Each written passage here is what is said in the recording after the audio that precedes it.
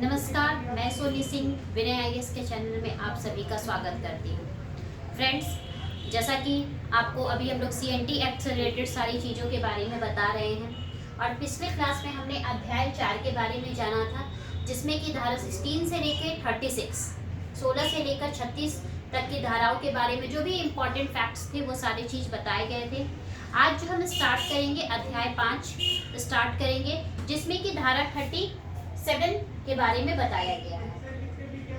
धारा 37 में खूटकट्टी अधिकार प्राप्त रैयतों के काश्तकारी प्रसंगतियों के बारे में बताया गया है।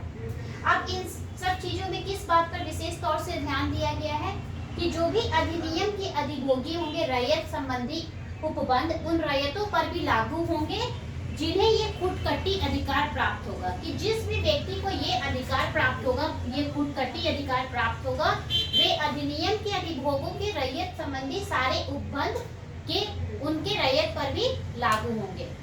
इन विच कंडीशन, जब उनको खूटकट्टी अधिकार प्राप्त हो। नेक्स्ट जो है अध्याय 6। अध्याय 6 में आपका धारा 38 से लेकर 42 इस बारे में बताया गया है, जिसमें कि अनाधिभोगी रैयत पर विशेष तौर से जोर दिया गया है। धारा 38 में अनाधिभोगी रैयत और उसके भूस्वामी के बीच करार के आधार पर लगान का जो दर है वो तय किया जाएगा। अर्थात जो भी अनाधिभोगी रैयत है और उसका जो भी मालिक है, उन दोनों के बीच में जो भी हस्ताक्षर हुए, जो भी उन लोगों के बीच में समझौता हुआ है, उसके आधार पर जो है उसका लगान का जो दर है, जो प्राइस है, कॉस्ट जो है वो तैयार किया जाएगा। इसी तरीके से धारा 39 में अनाधिभोगी रैयत को अपनी जोत के लिए जो लगान है वो किसकी तरह पे करना होगा? अधिभोगी रैयत की तरह। अनाधिभोगी रैयत जो भी व्यक्ति है उसको अपनी जोत का लगान ठीक उसी तरह पे करना है जिस तरह की अधिभोगी रैयत पे करता है। धारा 40 में बताया गया है कि इस रैयत का जो लगान है वो किसी भी रजिस्ट्रीकृत के द्वारा करार होना चाहिए या फिर धारा 42 के अधीन के करार के अलावा उसके अलावा वो बढ़ाया नहीं जाएगा। जो भी रजिस्ट्रीकृत करार भूमि होगी या वो धारा 42 के अधीन होगी, उसका जो प्राइस है उसको बढ़ाया नहीं जाएगा। धारा 41 में जो है अनाधिभोगी रैयत की बेदखली का आधार बताया गया है कि इसका आधार क्या क्या है। तीसरे कृषि वर्ष के प्रारंभ के बाद 90 दिनों के अंदर पिछले 2 वर्षों का जो लगान है वो चुकाने में अगर असफल रहेंगे तो वो बनेगा उनकी बेदखली का आधार। ये उसका फर्स्ट पॉइंट है।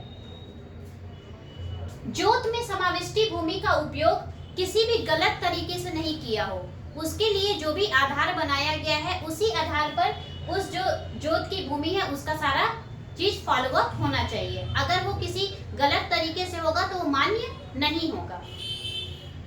संविदा के निबंधनों को की किसी भी शर्त को न मानने पर जो भी भूस्वामी है और जो भी मालिक है उसका, उन दोनों के बीच में अगर निबंधन का कोई शर्त बना है, कोई शर्त लागू किया गया है, अगर उन दोनों में से कोई भी एक उस शर्त को नहीं मानता है तो उस समय जो है वो जो जमीन है वो बेदखली हो जाएगा।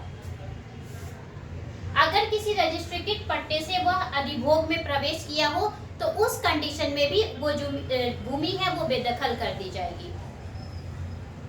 उचित लगान का भुगतान, जो भी लगान करार किया गया है धारा के अंतर्गत, जो भी उस भूमि का लगान फिक्स किया गया है, अगर उस प्राइस को वो पे नहीं करे, उस प्राइस को पे करने में अगर सहमत ना हो तो उस टाइम पे भी वो जो भूमि जो है वो बेदखली हो जाएगी।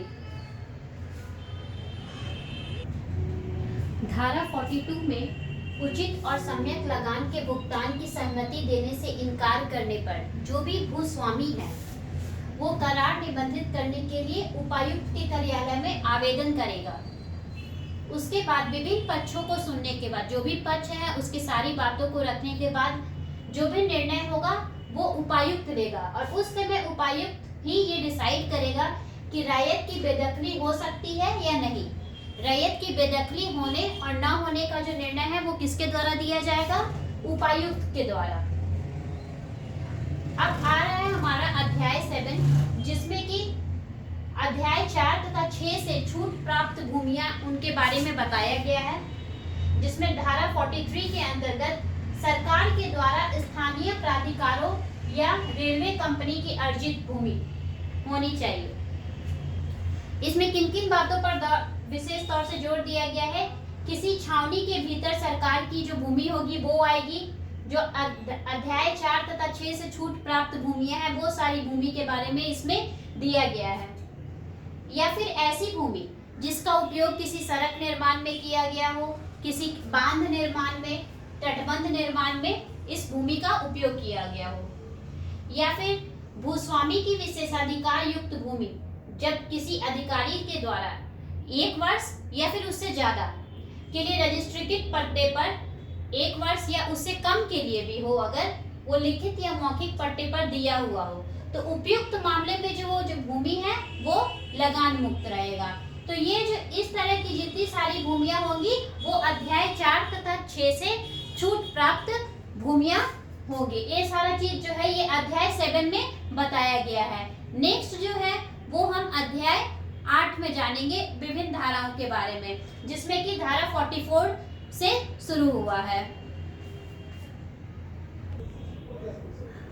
अब जो है हम अध्याय 8 के बारे में जानेंगे, जिसमें कि दिया गया है जोतों या भूतृतियों के पट्टे और अंतरण, जिसमें कि धारा 44 से लेकर धारा 51 तक के बारे में सारी बातें जिक्र की गई है।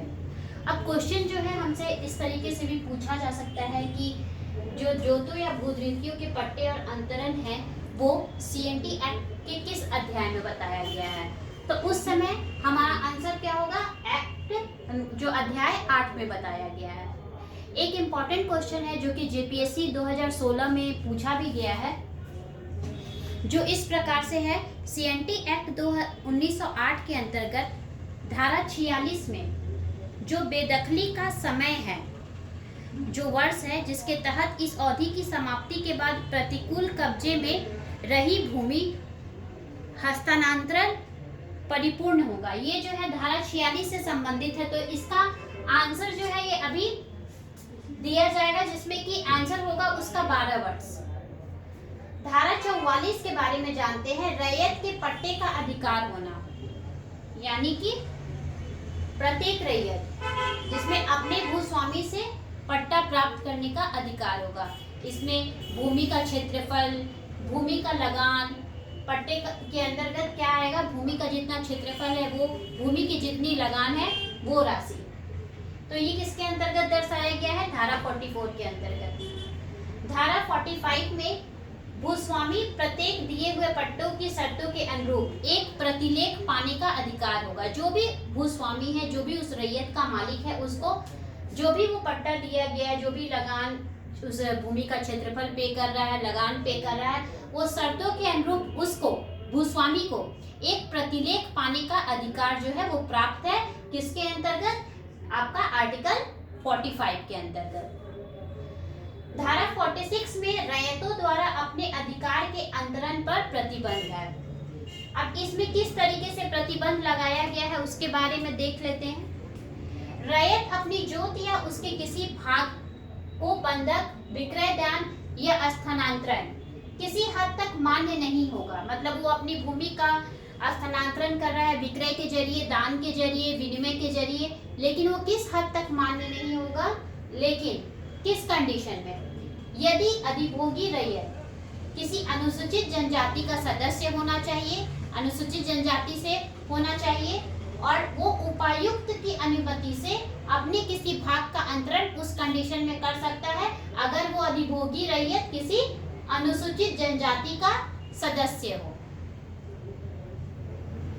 उसके अलावा ये भी बात इंपॉर्टेंट है, यदि वो अधिभोगी रैयत किसी गैर अनुसूचित जनजाति का सदस्य हो या फिर पिछड़ी जनजाति का सदस्य हो, तो वो अपनी भूमि जो है स्थानांतरित कर सकता है विक्रय के जरिए, स्थानांतरण या दान के जरिए या विनिमय के जरिए, परंतु उसका भी एक शर्त रखा गया है, उसके लिए भी एक घोषणा की गई है कि वो दूसरा व्यक्ति जिसको वो स्थानांतरित करेगा भूमि, वो भी उसी जिले का निवासी होना चाहिए और उसके साथ साथ वो गैर अनुसूचित जनजाति से भी संबंधित होना चाहिए। ओके, अब आता है जो इससे रिलेटेड जो तीसरा पॉइंट है वो क्या है, यदि कोई भोगी रैयत किसी सामान्य जाति का सदस्य अगर वो जनरल है तो वो किसी को भी अपनी भूमि जो है बिक्री कर सकता है, किसी को भी अपनी भूमि सेल कर सकता है। तो क्वेश्चन जो मैंने अभी आपको बताया वो धारा 46 से रिलेटेड था, जिसमें कि 12 वर्षों का हस्तांतरण समय दिया जाता है। ये पूछा जा सकता है कि धारा 44 में किस बात को दर्शाया गया है, किस बात का उल्लेख किया गया है। तो उस समय हमारा आंसर होगा कि रैयत के पट्टे के अधिकार को धारा 44 में दर्शाया गया है। नेक्स्ट जो है हम लोग धारा आपका 47 से कंटिन्यू नेक्स्ट वीडियो में करेंगे। Thank you.